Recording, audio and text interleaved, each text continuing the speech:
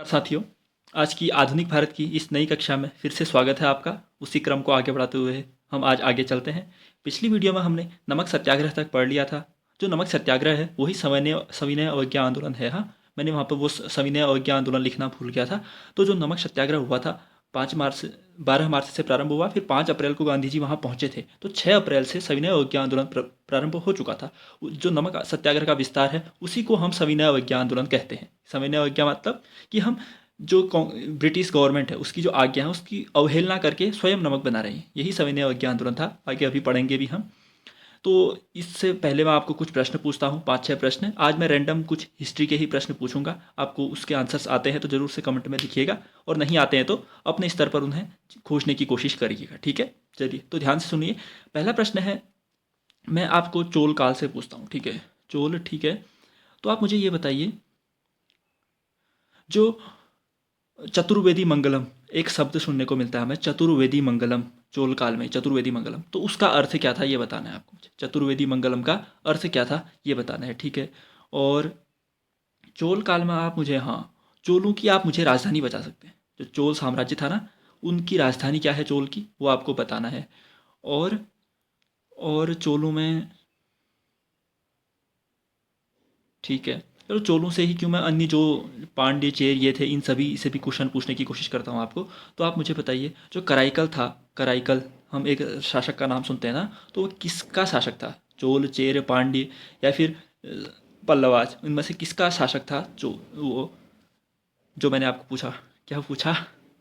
कराईकल पूछा, उसको आपको उसका आंसर भी बताना है। ठीक है, 3 प्रश्न ये हुए। अगला प्रश्न है कि जो पल्लव है, पल्लव शासक है ना, जो वो किसके साथ संघर्षरत थे इनमें से? चोलों के साथ, चेरों के साथ, या फिर जो चालुक्य हैं उनके साथ, या फिर जो सातवाहन हैं उनके साथ? तो पल्लव शासक किसके साथ संघर्षरत थे आपको बताना है। ठीक है, चलिए।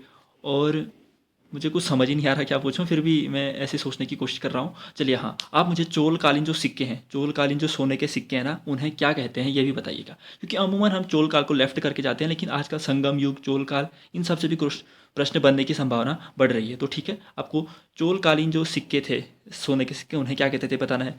चतुर्वेदी मंगलम का अर्थ बताना है। पल्लव पल्लव शासक थे जो किसके साथ संघर्षरत थे ये बताना है।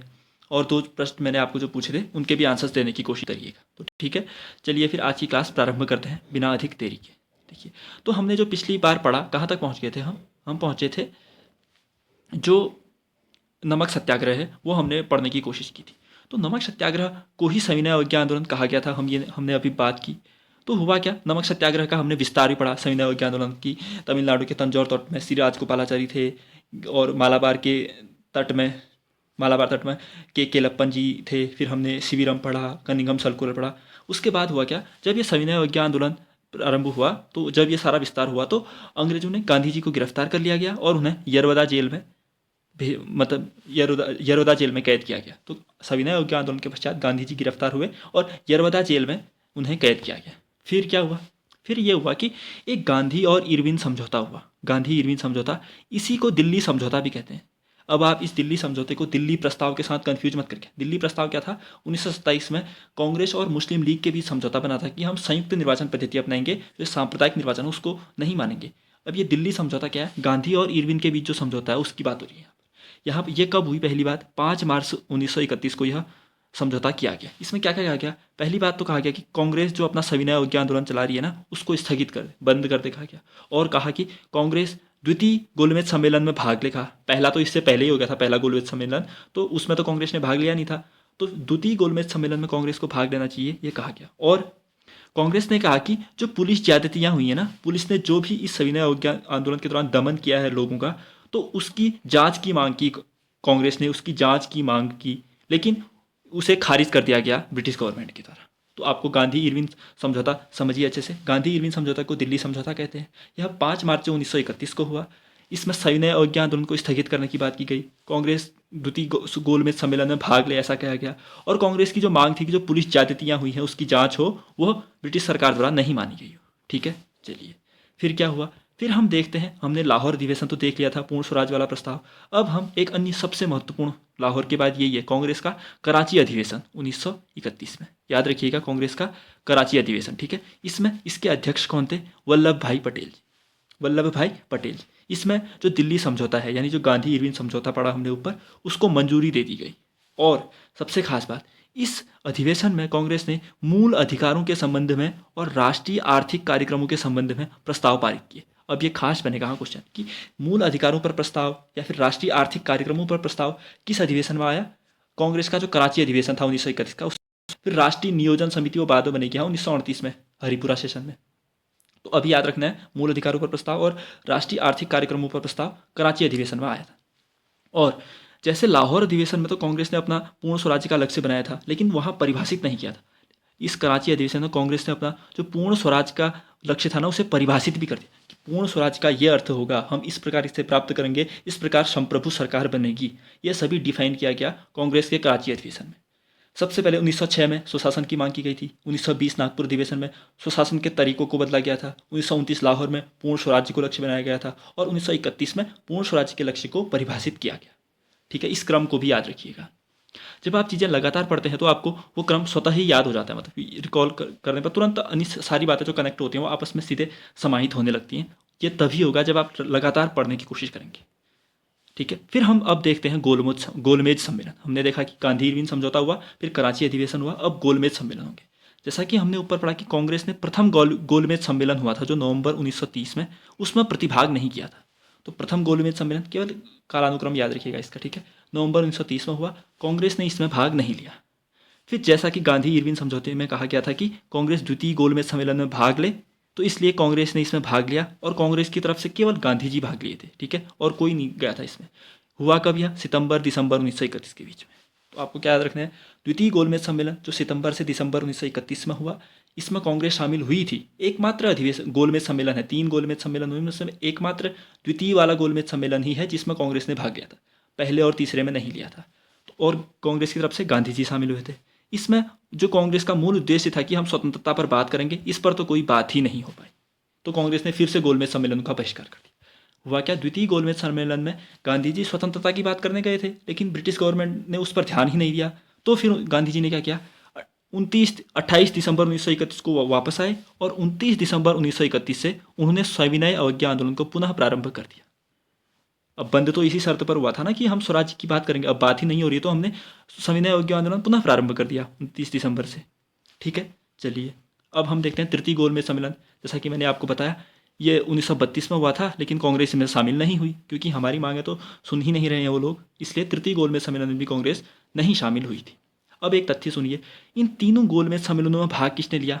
एक ऐसा नेता था जिसने इन तीनों गोलमेज सम्मेलनों में भाग लिया, वो थे doctor BR Ambedkar ji, doctor Bhimrao Ambedkar ji थे जिन्होंने तीनों गोलमेज सम्मेलनों में भाग लिया था। ठीक है, इतना तो क्लियर होगा आपको। ठीक है, चलिए एक बार कुछ जो छोटे तथ्य मैंने यहाँ पर लिखे हैं उनको भी समझ लीजिए हाँ अच्छे से। ठीक है, जैसा कि नमक सत्याग्रह का मैंने आपको विस्तार बताया था, उड़ीसा में किसने किया उसका नेतृत्व, ये लिखना मैं भूल गया था। तो उड़ीसा में नमक सत्याग्रह का नेतृत्व किया गोपाल बंधु चौधरी ने, याद रखना है आपको। उड़ीसा में नमक सत्याग्रह का नेतृत्व गोपाल बंधु चौधरी ने किया था। फिर हमने एक हिराका संप्रदाय पढ़ा था, वो मैंने आपको पहले भी पढ़ाया ही है, मणिपुर में रानी गैडिन्ल्यू द्वारा। ठीक है, अब आपको एक क्वेश्चन पूछता हूँ मैं यहाँ पर, जो रानी गैडिन्ल्यू है, इन्होंने जो हिराका संप्रदाय प्रारंभ किया है, ये तो ठीक है, तो रानी गैडिन्ल्यू को रानी की उपाधि किसने दी? मैंने आपको ये भी कराया, जरूर जिसको आता है इसका आंसर कमेंट में लिखना, रानी गैडिन्ल्यू को रानी की उपाधि किसने दी थी। ठीक है, फिर हम एक पत्रिका पढ़ते हैं, 2 पत्रिकाएं यहाँ पर लिखी हैं मैंने। एक तो कूदी अराशु, कूदी अराशु पत्रिका किसने जारी की? पेरियार ने। अब ये पेरियार कौन है? EV रामास्वामी नायकर, जिन्होंने आत्मसम्मान आंदोलन चलाया है ना, वो उन्हीं का उपनाम तो मैंने आपको पेरियार कराया था ना। तो कूदी अराशु पत्रिका पेरियार ने प्रारंभ की थी। फिर एक और पत्रिका आती है अमृत बाजार पत्रिका। क्या? अमृत बाजार पत्रिका। तो इसके संपादक कौन थे? शिरीष कुमार घोष, शिशिर कुमार घोष और मोतीलाल घोष। शिशिर कुमार घोष व मोतीलाल घोष जी थे। तो कूदी अराशु पत्रिका EV रामास्वामी नायकर, जिन्हें पेरियार कहते हैं, उनके द्वारा, और अमृत बाजार पत्रिका शिशिर कुमार घोष व मोतीलाल घोष के द्वारा। ठीक है, चलिए फिर हम एक आंदोलन पढ़ते हैं, अरविपुरम आंदोलन। अरविपुरम आंदोलन, अब ये जब तक पढ़े नहीं होंगे तो एग्जाम में तो कठिन ही लगेंगे, इसलिए मैं आपको उन सभी बातों को शामिल करने की कोशिश कर रहा हूँ जो एग्जाम की दृष्टि से महत्वपूर्ण है। इसलिए आप इन नोट्स को कतई स्किप मत करना, आप एक्चुअल इन्हीं पर भी रिलाई कर सकते हो, जो भी एड ऑन होता है इनमें एड ऑन करिए, ये आपकी बेसिक्स नोट्स होने चाहिए। ठीक है, तो अरविपुरम आंदोलन श्री नारायण गुरु जी ने प्रारंभ किया था। अरविपुरम आंदोलन श्री नारायण गुरु। ठीक है, चलिए अब हम पढ़ते हैं एक संगठन Indian reform association. Indian reform association ये किसने स्थापित किया? केशव चंद्र सेन, वही साधारण ब्रह्म समाज वाले। तो इंडियन रिफॉर्म एसोसिएशन की स्थापना की केशव चंद्र सेन के द्वारा। ये तथ्य भी आपको याद करने हैं। ठीक है, चलिए अब हम देखते हैं अन्य तथ्यों को, आगे क्या हुआ। फिर अब हमने कहा कि गोलमेज सम्मेलन भी समाप्त हो गए और फिर गांधी जी ने सविनय अवज्ञा आंदोलन भी प्रारंभ कर दिया था। और यह सविनय अवज्ञा आंदोलन अंतिम रूप से कब वापस लिया गांधी जी ने? अप्रैल 1934 में। अप्रैल 1934 में यह सविनय अवज्ञा आंदोलन गांधी जी के द्वारा अंतिम रूप से वापस ले लिया गया। ठीक है, चलिए फिर क्या हुआ? फिर एक अन्य महत्वपूर्ण तथ्य है यहाँ पर, यह आपको अच्छे से याद रखना है। इसे कहते हैं कम्युनल अवार्ड, यानी सांप्रदायिक निर्णय और उसकी प्रतिक्रिया में जो पूना समझौता हुआ था। तो ये क्या है? तो कम्युनल अवार्ड, जिसे सांप्रदायिक निर्वाचन कहते हैं, ये प्रधानमंत्री जो रैमजे मैकडोनल्ड है ना, उन्होंने लाए थे। किसकी सिफारिश पर? लोथियन समिति, जो हम भारतीय मताधिकार समिति पढ़ते हैं, उसकी सिफारिश पर आया था।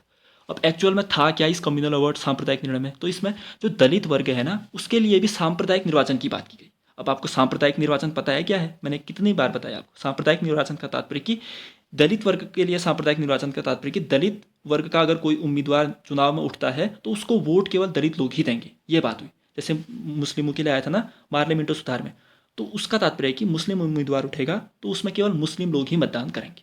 अब ये गांधी जी इसके सख्त खिलाफ थे। तो एक बार कम्युनल अवार्ड को पढ़ते हैं हम। रैमजे मैकडोनल्ड के काल में आया, लोथियन समिति की सिफारिश पर आया और दलित वर्ग के लिए सांप्रदायिक निर्वाचन की बात इसमें की गई थी।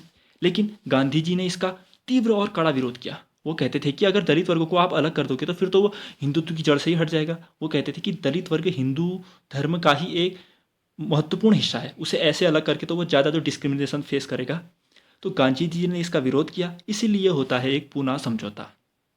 गांधी जी इस कम्युनल अवार्ड के सख्त खिलाफ थे, इसलिए उन्होंने पूना समझौता हुआ था। किस किस के बीच? दलितों और हिंदुओं के बीच। दलितों की ओर से कौन होंगे? फिर पी.आर. अम्बेडकर जी होंगे। तो पहली बात, यह पूना समझौता हुआ कब? 24 सितंबर 1932 को हुआ। इसमें दलितों और हिंदुओं के बीच समझौता किया गया था। इसमें कहा क्या गया? इसमें कहा गया कि जो दलितों के लिए सांप्रदायिक निर्वाचन की बात है ना, अब वो नहीं होगी, संयुक्त निर्वाचन ही होगा। यानी संयुक्त निर्वाचन जो आजकल होता है, यानी सभी के उम्मीदवार अगर उठेंगे तो उसमें सभी लोग मतदान कर सकते हैं। लेकिन बात यह कही गई कि हम दलितों के लिए सीटों का आरक्षण कर देंगे। अगर टोटली ये सांप्रदायिक निर्वाचन हो क्यों रहा था? क्योंकि दलितों का प्रतिनिधित्व तो नहीं हो पा रहा था। तो इसमें यह कहा गया कि चलिए आप सांप्रदायिक निर्वाचन मत करिए, निर्वाचन की संयुक्त पद्धति ही अपनाइए, लेकिन सीटों का आरक्षण कर दीजिए, उससे भी तो दलित लोग इंपावर हो ही सकते हैं। तो ठीक है, तो पूना समझौता आपको याद रखना है। पूना समझौता 24 सितंबर 1932 को हुआ था। दलितों व हिंदुओं के बीच समझौता हुआ था। क्यों?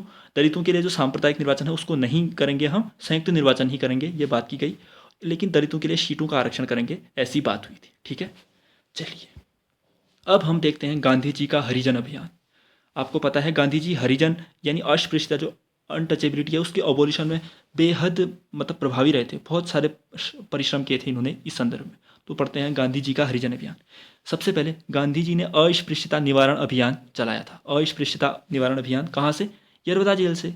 हमें पता है ना गांधी जी को यरवदा जेल में कैद किया। कहाँ है ये यरवदा जेल? पूना में है। हाँ, महाराष्ट्र के पूना में है यरवदा जेल। शायद में क्लियर यरवदा में ही है। ठीक है, चलिए। तो अस्पृश्यता निवारण अभियान गांधी जी ने प्रारंभ किया और गांधी जी ने एक अखिल भारतीय अस्पृश्यता विरोधी लीग की स्थापना भी की थी।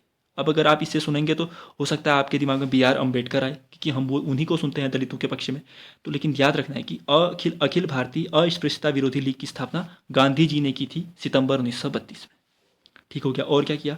और उन्होंने एक हरिजन नामक साप्ताहिक पत्रिका भी प्रकाशित की, हरिजन नामक साप्ताहिक पत्रिका। और उन्होंने हरिजन सेवक संघ की स्थापना की, हरिजन सेवक संघ की स्थापना की। और दलितों को जो हरिजन नाम दिया है ना, वो महात्मा गांधी जी ने ही दिया था। दलितों को हरिजन नाम महात्मा गांधी जी ने ही दिया था। और जो ये हिंदू लोग जो छूत अनटचेबिलिटी या फिर दलित वर्गों के साथ डिस्क्रिमिनेशन करते थे ना, उनको गांधी जी सेनापति कहते थे, यानी तकियानूशी विचार वाले सेनापति कहते थे। ठीक है, तो आपको याद रखना है गांधी जी ने सेनापति किसे कहा था? जो छुआछूत का समर्थन करने वाले हिंदू लोग थे। तो गांधी जी का हरिजन अभियान देखिए, गांधी जी ने अस्पृश्यता निवारण अभियान लॉन्च किया था यरवदा जेल से। उन्होंने अखिल भारतीय अस्पृश्यता विरोधी लीग की स्थापना की थी सितंबर 1932 में। हरिजन नामक पत्रिका, हरिजन सेवक संघ की स्थापना, और दलितों को हरिजन नाम भी महात्मा गांधी जी ने ही दिया। और उन्हें छुआछूत का समर्थक करने वाले जो लोग थे उन्हें सेनापति कहा। ठीक है, फिर आज का इतना ही है। फिर एक बार हम जल्दी से पूरी क्लास को रिवाइज कर लेते हैं। आप अपना पूरा ध्यान यहीं पर लगाइएगा, ठीक है, क्योंकि बेहतर नोट्स हैं बहुत सारे। तो सुनिए एक बार, सविनय अवज्ञा आंदोलन के पश्चात क्या हुआ? गांधी जी को गिरफ्तार किया गया, यरौदा जेल में उन्हें कैद किया गया। फिर गांधी इरविन समझौता हुआ, जिसे हम दिल्ली समझौता भी कहते हैं। कब हुआ? 5 मार्च 1931 को हुआ। सविनय अवज्ञा आंदोलन को स्थगित करने की बात की गई और इसमें कहा गया कि कांग्रेस जो द्वितीय गोलमेज सम्मेलन होगा, राउंड टेबल कॉन्फ्रेंस कहते हैं इसे, उसमें भाग ले। और कांग्रेस की जो मांग थी कि पुलिस ज्यादतियों की जांच की जाए, तो उस मांग को खारिज कर दिया गया था, ठीक है। फिर कांग्रेस का कराची अधिवेशन पड़ा हमने, अति महत्वपूर्ण। इसके अध्यक्ष वल्लभ भाई पटेल जी थे। इसमें दिल्ली समझौता था जो, उसको मंजूरी दी गई और इसमें मूल अधिकारों पर भी एक प्रस्ताव लाया गया, राष्ट्रीय आर्थिक कार्यक्रमों पर भी एक प्रस्ताव लाया गया और इसमें कांग्रेस ने जो पूर्ण स्वराज्य का लक्ष्य अपनाया था लाहौर में, उसको परिभाषित भी किया गया। फिर हमने गोलमेज सम्मेलन पढ़े। प्रथम गोलमेज सम्मेलन नवंबर 1930 में हुआ था, इसमें कांग्रेस शामिल नहीं हुई थी। फिर द्वितीय गोलमेज सम्मेलन हुआ था सितंबर से दिसंबर 1931 में, इसमें कांग्रेस शामिल हुई थी, लेकिन केवल गांधी जी गए थे कांग्रेस की तरफ से। लेकिन इसमें स्वतंत्रता की जो मांग थी उस पर कोई बात ही नहीं हुई, तो गांधी जी ने वापस आकर 29 दिसंबर 1931 को सविनय अवज्ञा आंदोलन पुनः प्रारंभ कर दिया, ठीक है। फिर तृतीय गोलमेज सम्मेलन हुआ था नवंबर दिसंबर 1932 में, इसमें कांग्रेस शामिल नहीं हुई थी। फिर हमने देखा जो तीनों गोलमेज सम्मेलन में, उसमें एक ऐसे नेता थे जिन्होंने तीनों में भाग लिया था। तो कौन थे वो? डॉक्टर BR अम्बेडकर जी थे, ठीक है। फिर हमने कुछ तथ्य भी पढ़े, जैसे हमने पढ़ा उड़ीसा में जो नमक सत्याग्रह है उसका नेतृत्व किसने किया? गोपाल बंधु चौधरी ने किया था। फिर हमने मणिपुर और नागालैंड वाले क्षेत्रों में एक जो हेराका संप्रदाय है उसको किसने प्रारंभ किया था? रानी गाइडेनल्यू ने प्रारंभ किया था। फिर मैंने आपको क्वेश्चन पूछा था कि ये रानी की उपाधि किसने दी इन्हें, किसने इन्हें दी, तो आपको ये कमेंट में लिखना है। फिर हमने एक पत्रिका पढ़ी कुदी अराशु, किसकी थी ये? EV रामास्वामी नायकर, जिन्हें पेरियार कहते हैं, उनकी थी। फिर हमने अमृत बाजार पत्रिका देखी जो शिशिर कुमार घोष और मोतीलाल घोष जी ने प्रारंभ की थी। फिर हमने अरविपुरम आंदोलन पढ़ा जो श्री नारायण गुरु का था। फिर हमने इंडियन रिफॉर्म एसोसिएशन भी पढ़ा जो केशव चंद्र सेन जी द्वारा स्थापित किया गया था। फिर हमने देखा कि गांधी जी द्वारा यह सविनय अवज्ञा आंदोलन अंततः कब समाप्त किया गया, वापस लिया गया? अप्रैल 1934 में। फिर हमने सांप्रदायिक निर्णय और पूना समझौता पढ़ा। कम्युनल अवार्ड यानी सांप्रदायिक निर्णय किसने जारी किया? रैमजे मैकडोनाल्ड ने, लोथियन समिति की सिफारिश पर। इसमें दलित वर्ग के लिए सांप्रदायिक निर्वाचन की बात की गई, लेकिन गांधी जी इसके सख्त खिलाफ थे, इसलिए उन्होंने जो दलित वर्ग के प्रतिनिधि थे BR अम्बेडकर जी, उनके साथ पूना समझौता किया। कब हुआ यह? 24 सितंबर 1932 को हुआ था। इसमें दलितों व हिंदुओं के बीच समझौता हुआ कि जो दलितों के लिए सांप्रदायिक निर्वाचन है वो ठीक नहीं है, हम संयुक्त निर्वाचन ही करते हैं, लेकिन इसमें हम दलितों के लिए सीटों का आरक्षण कर देंगे, ठीक है, जैसा आजकल भी होता है, हम देखते हैं ना, सीटों का आरक्षण है। तो फिर हमने गांधी जी का हरिजन अभियान देखा। हमने देखा कि गांधी जी ने अस्पृश्यता निवारण अभियान चलाया था यरौदा जेल से। हमने देखा अखिल भारतीय अस्पृश्यता विरोधी लीग की स्थापना की थी गांधी जी ने सितंबर 1932 में। गांधी जी ने एक पत्रिका भी प्रारंभ की, हरिजन नामक पत्रिका। उन्होंने एक हरिजन सेवक संघ की भी स्थापना की थी। गांधी जी ही थे जिन्होंने दलितों को हरिजन नाम दिया था। और गांधी जी ने जो छुआछूत समर्थक हिंदू थे ना, उन्हें क्या कहा था? सेनापति कहते थे वो, यानी जो रिग्रेसिव प्रैक्टिसेस को प्रमोट करते हैं तो सेनापति गलत नजरिए से कहते थे ना। आपको केवल इतना याद रखना है कि गांधी जी सेनापति किसे कहते थे? तो जो छुआछूत समर्थक हिंदू थे उन्हें कहते थे, ठीक है। तो ये है आज की क्लास। कैसी लगी अपना फीडबैक जरूर दें, और जो भी मैंने प्रश्न पूछे हैं आपसे उनके भी आंसर्स करने की कोशिश करें, ठीक है।